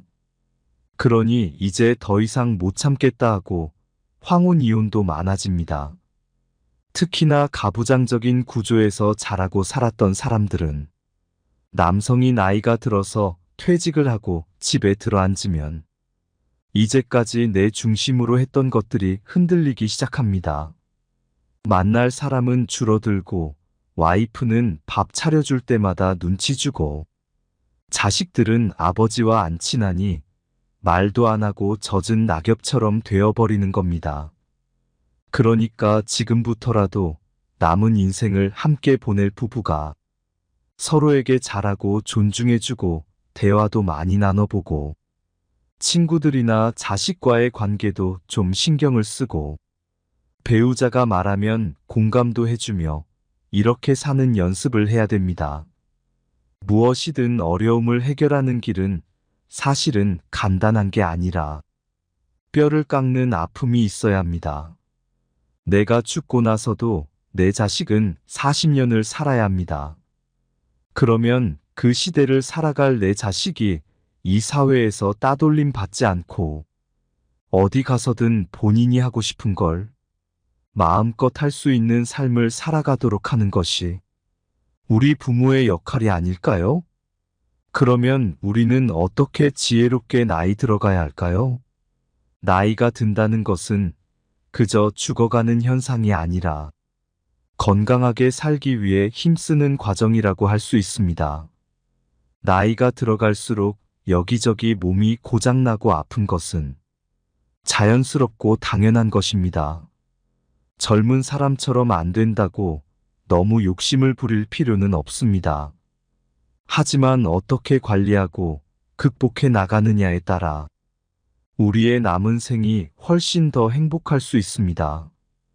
노년기에는 아픈 사람이 많고 이 때문에 오래 산다는 것도 마냥 축복으로 받아들이기 어렵다는 인식이 있습니다. 아픈 곳이 많은 노년기에는 어떤 삶을 살아야 할까요? 흔히 나이가 든 사람 중에는 아픈 사람이 많다고 생각합니다. 하지만 실제로는 노인 중에서 아픈 사람보다 건강한 사람의 비중이 훨씬 높아지고 있다고 합니다. 젊은 사람보다 노인의 수가 더 많아지는 세상이라 70, 80대에도 건강하게 팔팔하게 사는 사람이 많은 것입니다.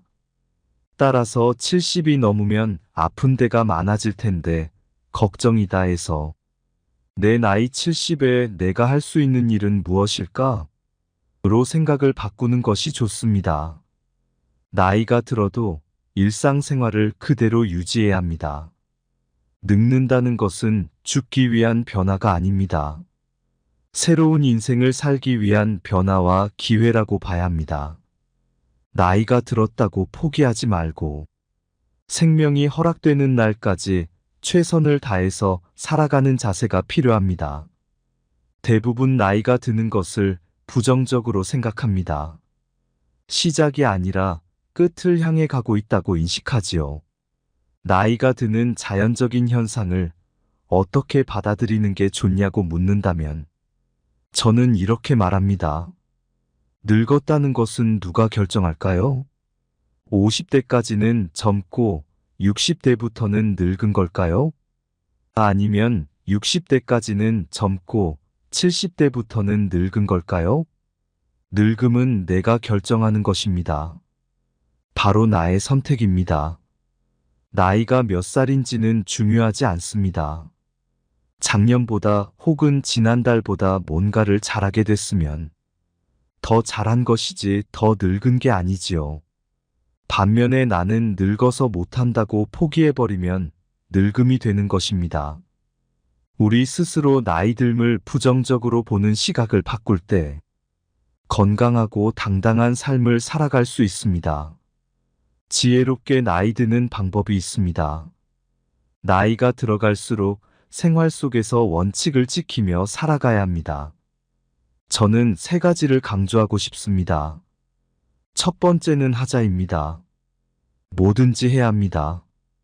나는 나이가 많아서 못한다, 나는 기운이 없어서 못한다고 하지 말고 자신이 생활 속에서 할 수 있는 일은 무엇이든 찾아서 해야 합니다. 두 번째는 주자입니다. 예전의 노인은 가족이나 이웃의 도움이 필요한 사람이었습니다. 이제는 독립적으로 살면서 가진 것을 나눠주는 사람이 되어야 합니다. 우리의 재능을 나눠주는 것도 좋습니다. 이렇게 나이 들수록 능동적인 나눔이 꼭 필요합니다. 세 번째는 배우자입니다. 우리는 죽을 때까지 공부해야 합니다. 세상은 격변하고 있고 우리는 그 변화를 따라가야 합니다. 지금 세상은 나와 상관없는 세상이라고 외면하고 눈과 귀를 막아버리면 안 됩니다. 새로운 것이 있다면 사는 동안 열심히 배워야 합니다. 행복하게 나이 들기 위한 기본 원칙 3가지를 일상에서 적용하는 방법이 있습니다. 많은 사람들을 만나서 이야기를 나누다 보니 나이 들어서 더 잘 사는 사람들의 8가지 공통점을 찾게 되었습니다. 인생을 살아가는데 도움이 되는 8조목을 말씀드립니다. 1조목은 움직이자입니다. 부지런하게 움직인다는 것은 정말 중요합니다. 가만히 있어서는 안 됩니다. 노동을 하거나 운동을 하고 집안일을 하면서 몸을 계속 써야 합니다. 건강을 얻는 것은 꾸준해야 하고 건강을 잃는 것은 한순간입니다. 건강을 지키는 것은 본인만을 위한 것이 아닙니다. 아무것도 하지 않고 움직이지 않는 것이 몸을 아끼는 것이 아닙니다. 무리하지 않는 선에서 움직이는 삶을 살아가시길 바랍니다. 이 조목은 마음을 쏟자입니다. 나이가 들었다고 해서 주변 사람에게 세상 돌아가는 일에 무관심해지지 말아야 합니다. 특히 변화하는 것에 마음을 써야 합니다. 사람이 고정관념과 편견에 갇히는 것만큼 무서운 게 없습니다. 생각의 유연함을 지켜야 합니다. 그래야 이해하고 배려하는 마음도 자연스레 생깁니다. 봉사도 할 수 있을 때 하고 배울 수 있는 것은 배우는 게 좋습니다. 배우는 사람이 존경받는 인생을 살 수 있습니다. 3조목은 변화에 적응하자입니다. 왕년에 얼마나 잘 나갔는지를 과시하면서 그때 생각에서 벗어나지 못하면 현재에 적응하지 못합니다. 과거에 머물지 말고 변화에 집중해야 합니다. 과거나 미래에 매여 있지 않은 현재의 삶을 살아가세요. 주위의 소중한 것들을 놓치며 살아가지 마시길 바랍니다. 후회만 남을 인생을 살면 그것이 나의 과보로 돌아오게 됩니다. 4조목은 절제하자입니다. 절대 무리해서는 안 됩니다. 아직 젊다고 체력을 과시하는 것도 금물입니다. 과음 과식은 자제해야 하고 운동도 강도를 조절해야 합니다. 사람을 사귀는 것도 절제가 필요한 시점입니다. 무엇이든 과하지 않는 것은 중요합니다. 과한 것은 독이 됩니다. 한결같이 평정심을 유지하고 쉽게 분노하지 않는 것도 중요합니다. 내 마음의 중심을 잡으세요. 5조목은 나이 탓하지 말자입니다. 나이는 탓할 게 아닙니다. 무엇을 할지 말지는 나이가 결정하는 것이 아닙니다. 내가 결정하는 겁니다. 나이 때문에 이것도 안 되고 저것도 안 된다고 말하시는 분들이 있습니다. 그런 것은 없습니다. 나의 한계를 정하지 말고 무엇이든 도전해 보세요. 일단 시도해보고 노력하는 자세가 중요합니다. 6조목은 남 탓하지 말자입니다. 남에게 도움을 요청하기보다는 내가 해야 합니다. 또 이런저런 눈치를 볼 필요가 없습니다. 그동안 하고 싶었던 일을 실컷 해도 됩니다. 이루지 못한 꿈이 있다면 이뤄보세요. 남이 대신 해줄 수 있는 것은 없습니다. 내 삶의 주체는 바로 나 자신입니다. 7조목은 어울리자입니다. 인생은 혼자 와서 혼자 가는 것이지만 나이가 들면 혼자 있지 말고 어울려야 합니다. 다가오기를 기다리지 말고 먼저 마음을 열고 다가가는 용기도 필요합니다. 외로움은 마음의 병을 부르게 됩니다. 하지만 친구가 없어도 슬퍼하지 마세요. 외로움을 사람이 아니라 다른 것으로 채울 수 있다면 그것도 좋습니다. 길가의 꽃도 친구가 될 수 있고 내 옆에 책도 친구가 될 수 있습니다. 8조목은 규칙적으로 살자입니다. 건강하게 사는 어르신을 보면 대부분 규칙적으로 사는 것을 확인할 수 있습니다. 특히 식사 시간은 꼭 지킵니다. 나이가 들수록 생체 리듬이 깨지지 않도록 노력해야 합니다. 상대적으로 시간적 여유가 생기는 노년에는 운동을 하며 시간을 보내는 경우가 많습니다. 운동은 며칠만 해서는 효과를 보지 못합니다. 인내심을 가지고 꾸준히 규칙적으로 해야 효과를 볼 수 있습니다. 운동은 3주는 해야 내 것이 되고 3달을 하면 효과가 나오고 3년을 하면 비로소 문화가 된다는 것을 명심해야 합니다. 나이 드는 것은 두려워할 일이 아닙니다.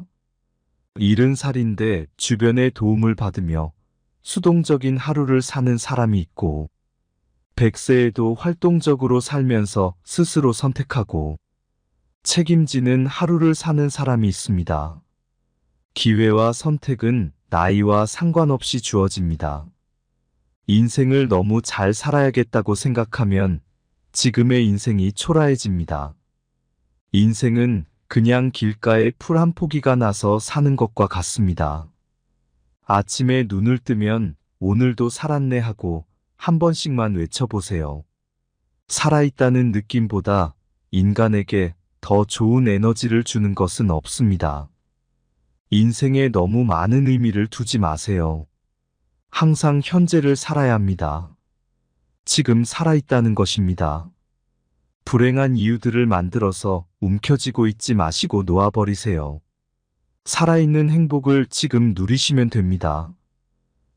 주위의 소중한 분들에게도 공유해 주시면 좋을 것 같습니다. 한 번 더 들으시면 가슴에 더욱 새겨질 것입니다.